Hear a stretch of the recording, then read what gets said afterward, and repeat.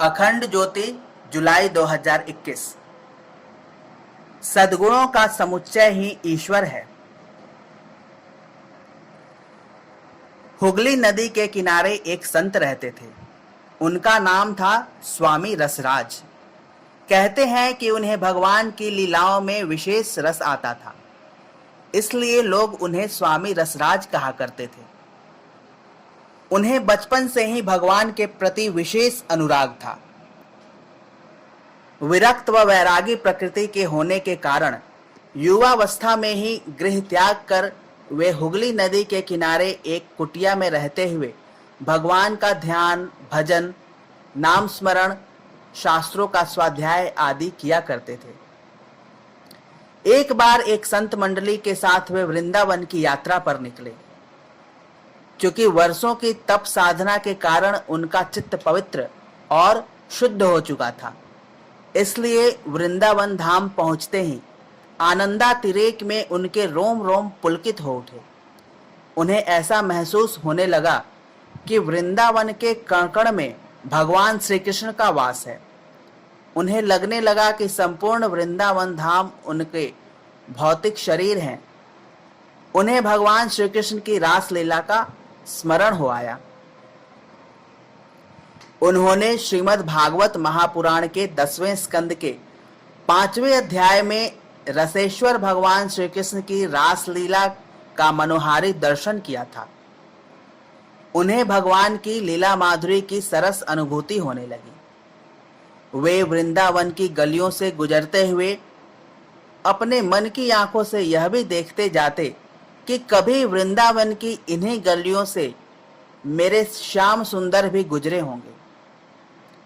वे वृंदावन में जहां जहां भी जाते भगवान की लीलाओं से जुड़े स्थान को साष्टांग नमन करते और आनंदित होते।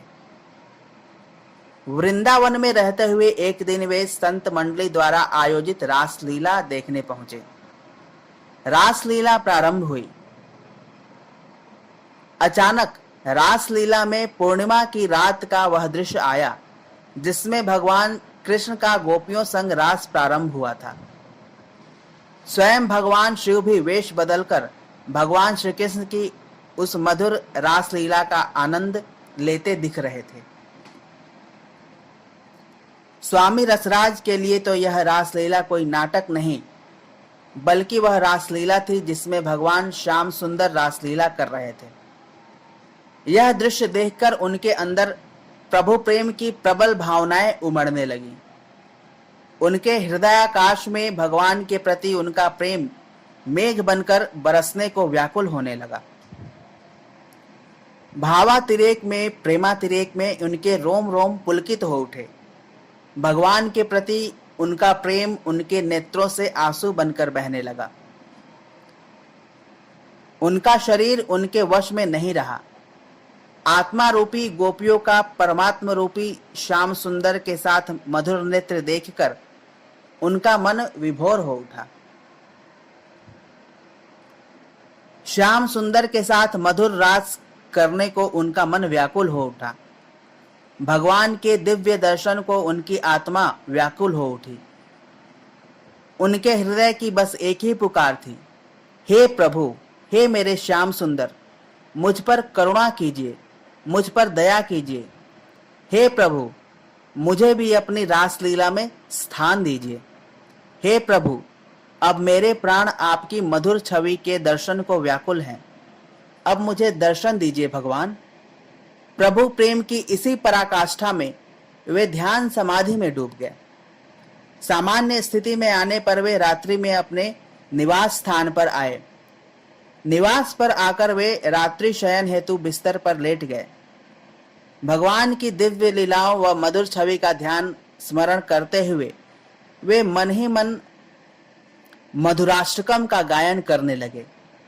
गायन करते हुए उनके नेत्रों से आंसू बहते जाते थे और वे गीत गाते जाते थे। अधरम मधुरम वदनम मधुरम नयनम मधुरम हसितम मधुरम हृदयम मधुरम गमनं मधुरं मधुराधिपति अखिलं मधुरं वचनं मधुरं चरितं मधुरं वसनं मधुरं वलितं मधुरम। अर्थात हे कृष्ण, आपके होठ मधुर हैं, आपका मुख मधुर है, आपकी आंखें मधुर हैं, आपकी मुस्कान मधुर है, आपका हृदय मधुर है, आपकी चाल मधुर है। मधुरता के ईश है श्री कृष्ण, आपका सब कुछ मधुर है। आपका बोलना मधुर है, आपका चरित्र मधुर है, आपके वस्त्र मधुर है, आपका चलना मधुर है, आपका घूमना मधुर है। मधुरता के ईश हे श्री कृष्ण, आपका सब कुछ मधुर है। आपकी बांसुरी मधुर है, आपकी चरण रज भी मधुर है, आपके हाथ मधुर है, आपके चरण मधुर है, आपका नृत्य मधुर है, आपकी मित्रता मधुर है। मधुरता के ईश हे श्री कृष्ण, आपका सब कुछ मधुर है। आपके गीत मधुर हैं, आपका पीना मधुर है, आपका खाना मधुर है, आपका सोना मधुर है, आपका रूप मधुर है, आपका टीका मधुर है।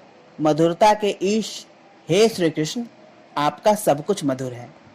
आपके कार्य मधुर हैं, आपका तैरना मधुर है, आपका प्यार करना मधुर है, आपके शब्द मधुर हैं, आपका शांत रहना मधुर है। मधुरता के ईश हे श्री कृष्ण, आपका सब कुछ मधुर है।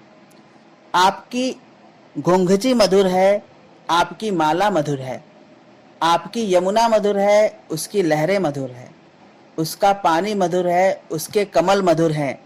मधुरता के ईश हे श्री कृष्ण, आपका सब कुछ मधुर है। आपकी गोपियां मधुर है, आपकी लीला मधुर है, आप उनके साथ मधुर हैं, आप उनके बिना मधुर हैं। आपका देखना मधुर है, आपकी शिष्टता मधुर है। मधुरता के ईश हे श्री कृष्ण, आपका सब कुछ मधुर है। आपके गोप मधुर हैं, आपकी गायें मधुर हैं, आपकी छड़ी मधुर है, आपकी सृष्टि मधुर है, आपका विनाश करना मधुर है, आपका वर देना मधुर है। मधुरता के ईश हे श्री कृष्ण, आपका सब कुछ मधुर है। इस प्रकार मधुराष्टकम के माध्यम से स्वामी रसराज ने भगवान की दिव्यता मधुरता का स्मरण किया। भगवान की स्तुति में वस्तुतः भगवान की दिव्यता मधुरता श्रेष्ठता का ही स्मरण गायन किया जाता है, जिससे साधक के जीवन में भी ईश्वरीय दिव्यता मधुरता अभिव्यक्त होने लगे। परम पूज्य गुरुदेव पंडित श्री राम शर्मा आचार्य जी के अनुसार भगवान सद्गुणों व श्रेष्ठताओं का समुच्चय है। अस्तु, भगवान की श्रेष्ठता दिव्यता मधुरता पवित्रता को अपने जीवन चरित्र में उतारना और वैसे जीना ही वास्तविक ईश्वर भक्ति है। उन ईश्वरीय दिव्यताओं श्रेष्ठताओं आदर्शों को अपने जीवन में उतार लेने से साधक को पल पल आत्मिक आनंद ईश्वरीय आनंद की अनुभूति होने लगती है। भगवान का हर कृत्य दिव्यता मधुरता पवित्रता श्रेष्ठता से परिपूर्ण होता है। अस्तु, भक्त का हर कृत्य भी वैसा ही होना चाहिए। मधुराष्टकम का गायन करते करते स्वामी रसराज का चित्त पवित्र हो गया। उनके कर्म संस्कार मिट गए। भगवान की जिस दिव्यता मधुरता का उन्होंने गायन किया, अपने अंतस में वे उसकी अनुभूति भी करने लगे। उसी आनंदमयी अनुभूति में वे गहरी नींद में चले गए। उनकी निद्रा भी योग निद्रा बन गई। उनकी निद्रा भी ध्यान समाधि बन गई। उन्होंने उसी गहन समाधि में देखा कि शरद पूर्णिमा की रात है। उन्होंने देखा कि पूर्णिमा अपनी रुपहली चांदनी से संपूर्ण सृष्टि को नहला रही है। वृंदावन का कण-कण उस चांदनी में नहा रहा है। यमुना की बहती हुई लहरों पर चांदनी टिक रही है। उधर विरह व्यथा से व्याकुल गोपियों को आनंद रस से सराबोर करने के लिए भगवान श्याम सुंदर निष्पाक बालक बन प्रकट हो गए हैं। उन्होंने अनुभव किया कि बालक रूपी भगवान उत्सुक होकर अपनी छाया को पकड़ने के लिए दौड़ रहे हैं। बालक रूपी भगवान श्याम सुंदर गोपियों से मिलने के लिए वृंदावन में यमुना तट पर बंसी बजा रहे हैं। वंशी की मधुर स्वर लहरियों से आकर्षित होकर गोपियां श्याम सुंदर से मिलने दौड़ी चली आ रही हैं। महारास का यह दुर्लभ दृश्य देखने के लिए आकाश मंडल पर सभी देवता यक्ष गंधर्व एकत्र हो रहे हैं। गौरांग गोपियां आकाश मंडल में उमड़ते घुमड़ते बादलों में बिजली की भांति चमक रही हैं। उन गौरांग गोपियों के बीच भगवान श्री कृष्ण नीलमणि के समान चमकते हुए अपनी छवि बिखेर रहे हैं।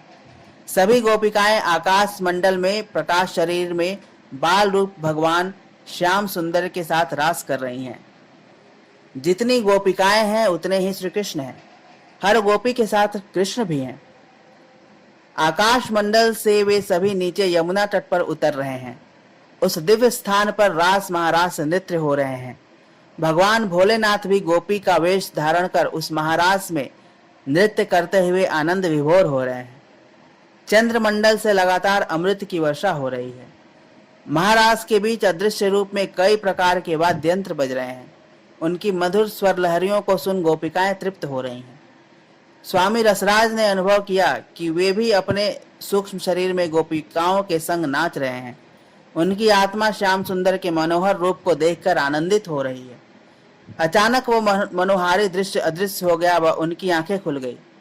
इस अद्भुत रास का साक्षी बन रसराज भी गदगद हो उठे व उनका रोम रोम पुलकित हो उठा। धन्य है ऐसी ईश्वर भक्ति, भगवत भक्ति।